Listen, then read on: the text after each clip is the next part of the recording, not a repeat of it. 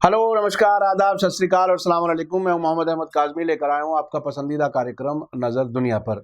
आज middle east से एक ऐसी खबर और खबर के पीछे की खबर आप तक पहुंचा रहा हूं, जिससे आपको इजराइल और वहां के नेताओं और वहां सरकार के अंदर कितना भ्रष्टाचार मौजूद है उसका अंदाजा हो जाएगा। वैसे मिडिल ईस्ट की हकीकतों को जिस तरह से मैं अक्टूबर 2018 से मीडिया स्टार वर्ल्ड के प्लेटफॉर्म से आपको बता रहा हूं, तब से जो लोग रेगुलर दर्शक हैं उन्हें काफी हद तक समझ में आ गया होगा कि हालात क्या हैं। मीडिया के जरिए बहुत बड़ी इमेज जिस इजराइल की बनाई गई थी उसकी हकीकत अब सबके सामने आ रही है। आज की खबर वहां के प्रधानमंत्री बेंजामिन नेतन्याहू पर लगे भ्रष्टाचार के आरोपों के बारे में कुछ पर्दे के पीछे की हकीकत पर मबनी है और उससे भी ज्यादा कुछ ऐसे हिस्टोरिकल फैक्ट्स हैं जिन्हें आपको याद दिलाना जरूरी समझता हूं। मीडिया स्टार वर्ल्ड आप तक दुनिया की हकीकत पेश कर रहा है। दुनिया भर के 50 से ज्यादा मुल्कों में ऐसे लोग हैं जो मीडिया स्टार को लगातार देख रहे हैं।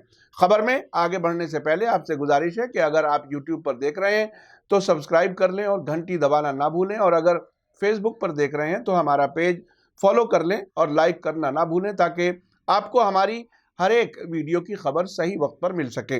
और अगर आपको हमारी खबर अच्छी और सच्ची लगे तो अपने व्हाट्सएप, फेसबुक, इंस्टाग्राम और ट्विटर अकाउंट पर ज़रूर शेयर कर लें, ताकि ज़्यादा से ज़्यादा लोगों तक इस दुनिया की हकीकत पहुंच सके।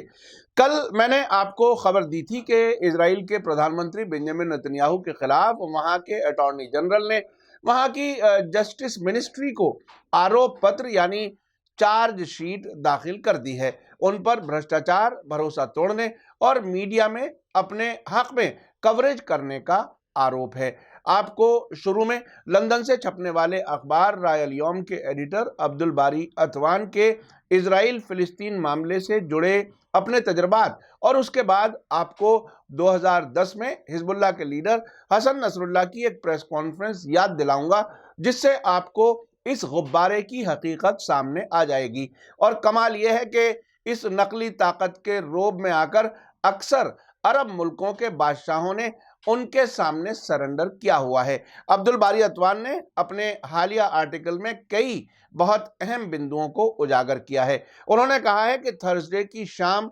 इजरायली प्रधानमंत्री नेतन्याहू के खिलाफ औपचारिक यानी फॉर्मल तौर पर चार्जशीट दाखिल कर दी गई है।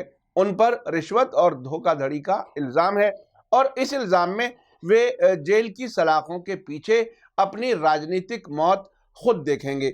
उन्होंने आगे जो लिखा है वो बहुत दिलचस्प है।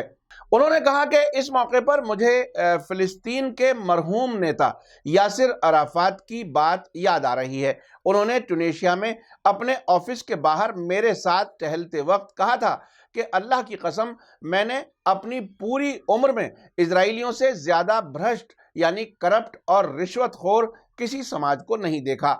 अक्सर ऐसे ही हैं। मैंने पैसे से इजरायली जनरलों और इजरायली हथियार खरीदे हैं और नेताओं और लोगों को खरीदा है।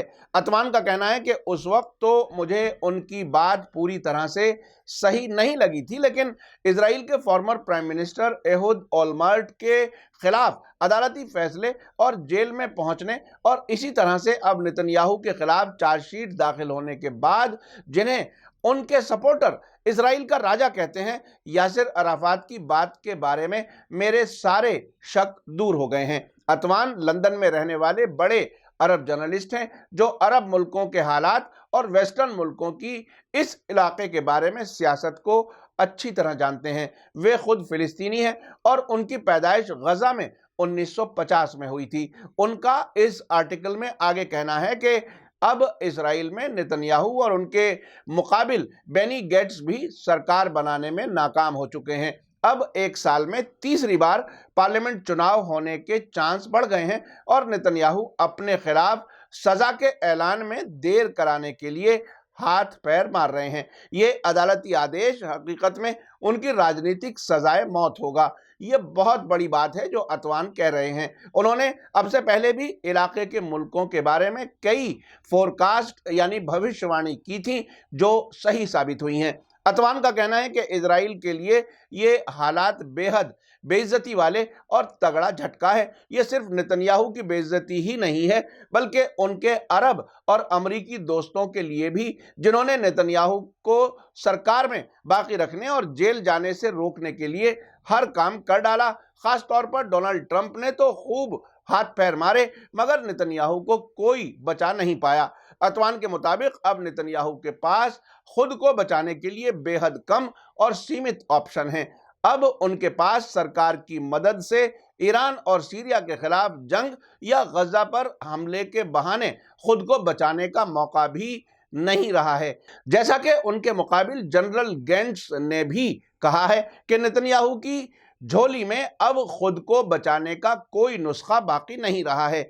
अतवान ने अपने तजर्बे से एक वाक़े का जिक्र किया है। उन्होंने कहा है कि जब इजराइल के बनने की 50वीं सालगिरह 1998 में मनाई जा रही थी, तो ब्रिटेन के मशहूर पत्रकार जॉन सिम्पसन ने 3 किस्तों में एक डॉक्यूमेंट्री रिपोर्ट तैयार की थी, जिसकी आखिरी कड़ी में सवाल पूछा गया था कि क्या इजराइल उन बीमारियों के साथ जो उसके जिस्म को खा रही हैं अपनी 100वीं वर्षगांठ देख पाएगा। यानी उन्होंने शक जाहिर किया था कि इजराइल अपने वजूद के 100 साल भी पूरे कर सकेगा या नहीं।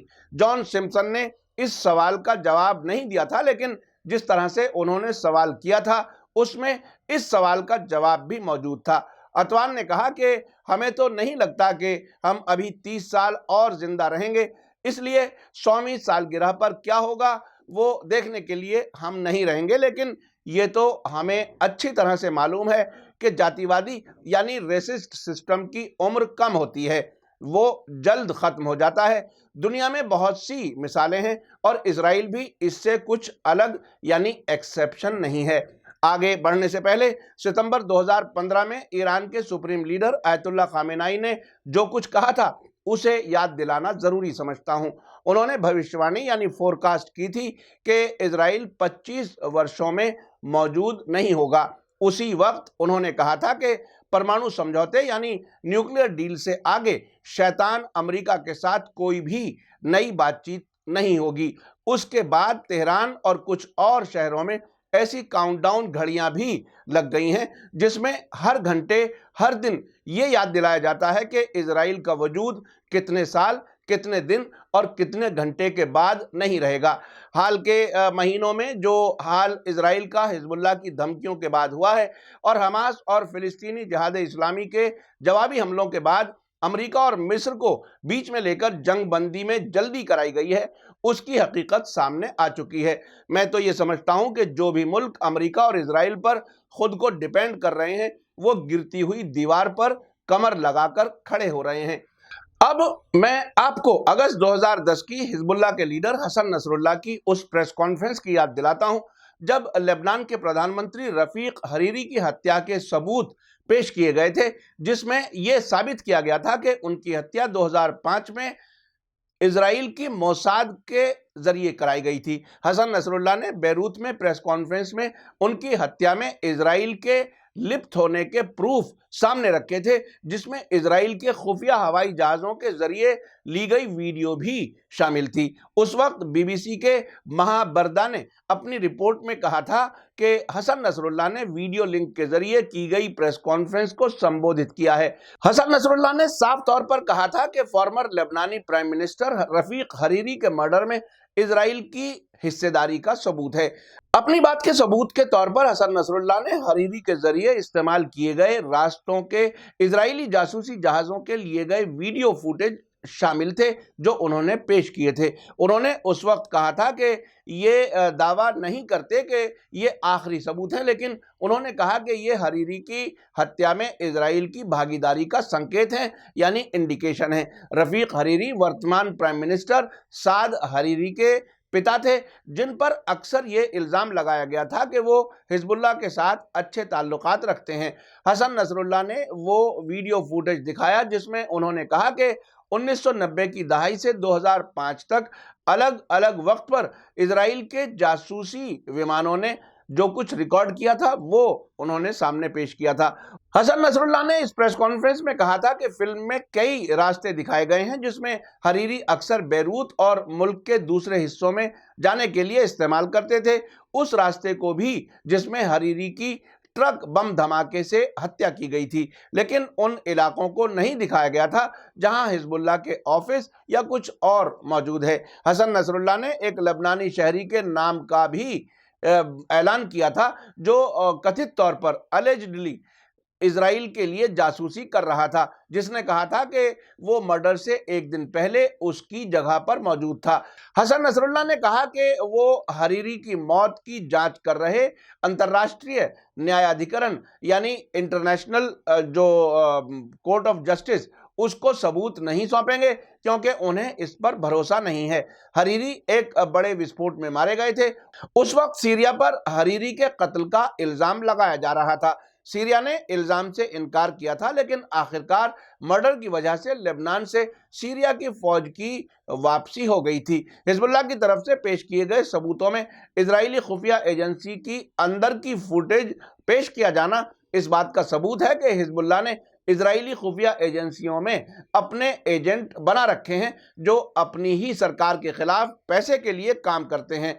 उनकी इस बात से यासर अराफात की वो बात साबित होती है जो अब्दुल बारी अतवान ने अपनी मुलाकात के हवाले से लिखी है और बताया है कि अराफात ने कहा था कि उन्होंने इजराइल से ज्यादा भ्रष्ट यानी करप्ट समाज किसी को नहीं देखा। उन्होंने वहां के फौजी जनरलों और इजराइल के हथियारों तक को भी खरीदा था, यानी एक मुल्क के फौजी अफसर अपने दुश्मन को हथियार बेच दें तो इससे ज्यादा गद्दार और कौन हो सकता है। जिस मुल्क में करप्शन का ये हाल हो, हथियार ऐसे हों कि हिजबुल्लाह और हमास की धमकियों और उनके हमलों का जवाब ना दे सकते हों, फौजी ऐसे हों कि एक धमकी में 5 किलोमीटर तक सीमा के अंदर फौजी गाड़ियों में पुतले रखकर भाग जाएं, उससे क्या उम्मीद की जा सकती है। देखा आपने, इजराइल की ये है हकीकत जहां के लीडर इतने भ्रष्ट, फौजी अफसर ऐसे कि दुश्मन को अपने ही हथियार बेच दें, और मुल्क की हकीकत यह कि ऐसी बुनियाद पर खड़ा हो जिसके लिए लोगों को अब तक इमिग्रेशन टूरिज्म करानी पड़ती हो और अपने मुल्क में दुनिया भर से यहूदियों को इकट्ठा करना मुश्किल हो रहा हो। आपको बता दूं कि दुनिया भर के यहूदियों को इजराइल का शहरी समझा जाता है और उन्हें आने के लिए एनकरेज किया जाता है और हर इजरायली शहरी को ड्यूअल सिटीजनशिप अमेरिका की दी हुई है ताकि वो कभी भी अमेरिका भी जा सकें। लेकिन ताकत की ये हकीकत है और भ्रष्टाचार इतना है कि जिसका मैं जिक्र कर चुका हूं। आपको मेरा कार्यक्रम कैसा लगा कमेंट्स में जरूर लिखें। इसी के साथ मुझे दीजिए इजाजत। धन्यवाद, थैंक यू, शुक्रिया। जय भारत, जय हिंद।